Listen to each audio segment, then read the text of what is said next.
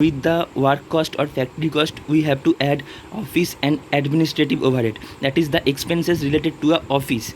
What the office does, all the expenses we have to add here.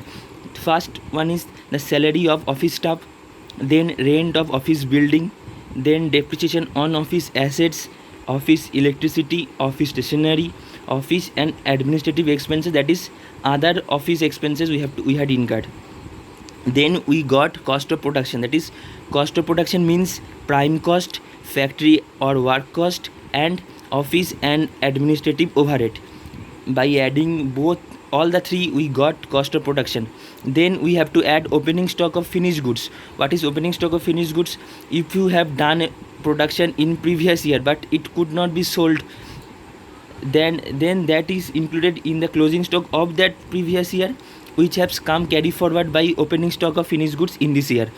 Similarly, we have to deduct closing stock of finished goods. That means we have completed a production of a product in this year but it could not be sold in this year. That would be come to the closing stock of finished goods. And by this we got cost of goods sold, that is the cost of production add opening stock of finished goods less closing stock of finished goods. Then we have to come selling and distribution overhead, that is that the expenses which we have to incur to sell the product in market. The main thing is advertisement or publicity. If you had not done advertisement properly, we could not sell the product in the market. Then carriage outward means the carriage, the car or the any vehicle we use to send the product to our customer places. Sales promotion, expenses for industrial exhibition. Sometimes big industrialists are exhibit their product freely to the common people. For that, common people know the product very well and they can purchase it. And delivery van, maintenance and repairs.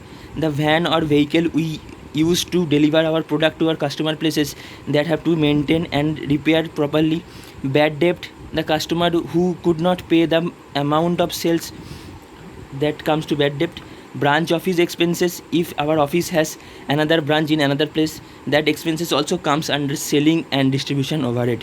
Then comes warehouse rent. Warehouse rent means which we have produced a bulk of product which could not be stored in our place, then we have to hire a warehouse.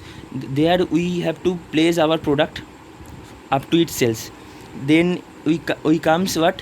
Cost of sales or total cost. That means total cost equal to prime cost plus work cost, cost of goods sold plus selling and distribution overhead. That becomes total cost or cost of sales.